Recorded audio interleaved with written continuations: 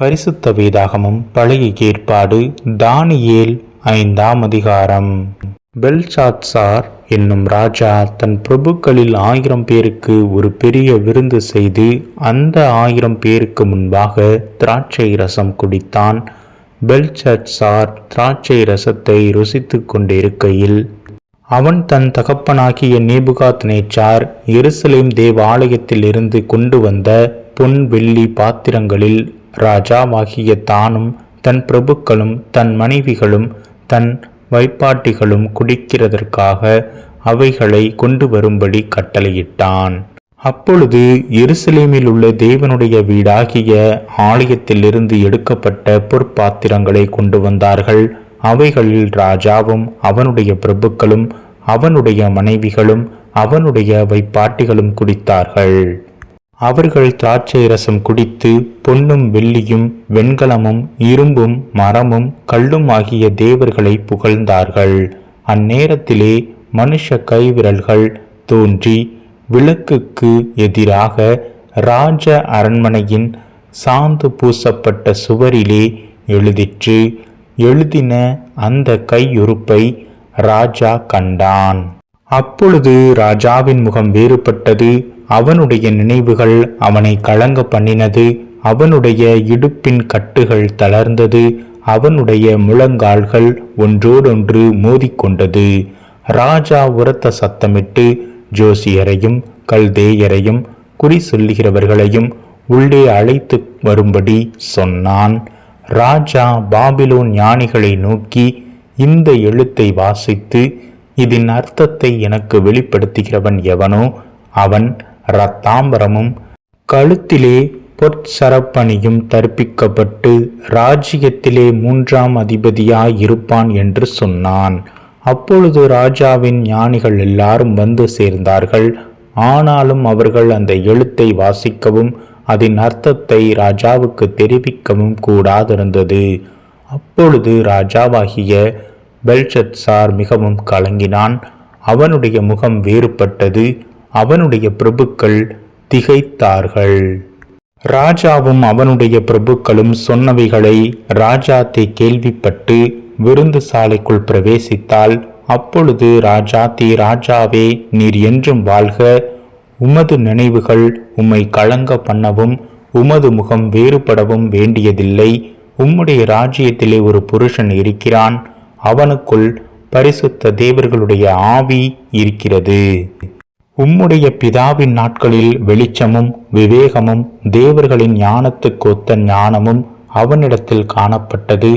ஆகையால் உம்முடைய பிதாவாகிய நேபுகாத்நேச்சார் என்னும் ராஜாவானவர் அவனை சாஸ்திரிகளுக்கும் ஜோசியருக்கும் கல்தேயருக்கும் குறி சொல்லுகிறவர்களுக்கும் அதிபதியாக வைத்தார். ராஜாவினால் பெல்ஷாத்சார் என்னும் பெயரிடப்பட்ட அந்த தானியேலுக்குள் சொப்பனங்களை வியார்த்தி பண்ணுகிறதும் புதைபொருள்களை வெளிப்படுத்துகிறதும் கருகலானவைகளை தெளிவிக்கிறதுமான அறிவும் புத்தியும் விசேஷித்த ஆவியும் உண்டென்று காணப்பட்டது. இப்போதும் தானியேல் அழைக்கப்படட்டும், அவன் அர்த்தத்தை வெளிப்படுத்துவான் என்றாள். அப்பொழுது தானியேல் ராஜாவின் முன் உள்ளே அழைத்து வந்து விடப்பட்டான். ராஜா தானியேலை பார்த்து, நீ என் பிதாவாகிய ராஜா யூதாவிலிருந்து சிறை பிடித்து வந்த யூதரில் ஒருவனாகிய தானியேல் அல்லவா? உனக்குள்ளே தேவர்களின் ஆவி உண்டென்றும் வெளிச்சமும் புத்தியும் விசேஷித்த ஞானமும் உன்னிடத்தில் காணப்பட்டதென்றும் உன்னை குறித்து கேள்விப்பட்டேன். இப்போதும் இந்த எழுத்தை வாசிக்கிறதற்கும் இதன் அர்த்தத்தை எனக்கு தெரிவிக்கிறதற்கும் சாஸ்திரிகளும் ஜோஷியரும் எனக்கு முன்பாக அழைத்து கொண்டு வரப்பட்டார்கள். ஆனாலும் இந்த வசனத்தின் அர்த்தத்தை வெளிப்படுத்த அவர்களால் கூடாமற் போயிற்று. பொருளை வெளிப்படுத்தவும் கருகலானவைகளை தெளிவிக்கவும் உன்னை குறித்து கேள்விப்பட்டேன். இப்போது நீ இந்த எழுத்தை வாசிக்கவும் இதன் அர்த்தத்தை எனக்கு தெரிவிக்கவும் உன்னாலே கூடுமானால் நீ இரத்தாம்பரமும் கழுத்திலே பொற்சரப்பணியும் தரிக்கப்பட்டு ராஜ்யத்திலே 3ஆம் அதிபதியாயிருப்பாய் என்றான்.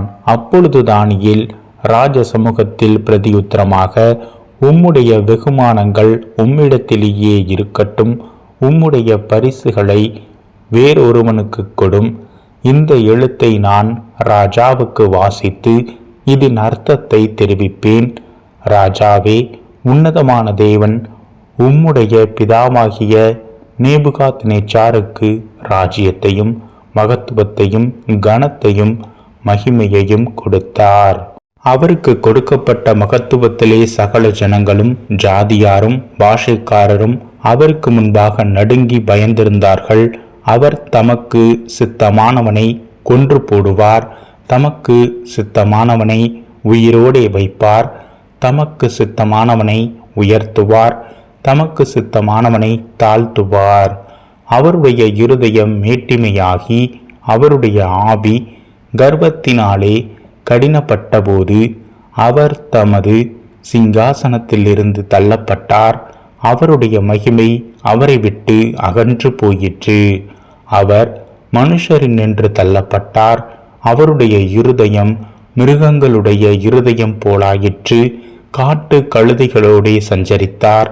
உன்னதமான தேவன் மனுஷரின் ராஜ்யத்தில் ஆளுகை செய்து தமக்கு சித்தமானவனை அதன் மேல் அதிகாரியாக்குகிறார் என்று அவர் உணர்ந்து கொள்ளும் மட்டும் மாடுகளைப் போல் புல்லை மேய்ந்தார்.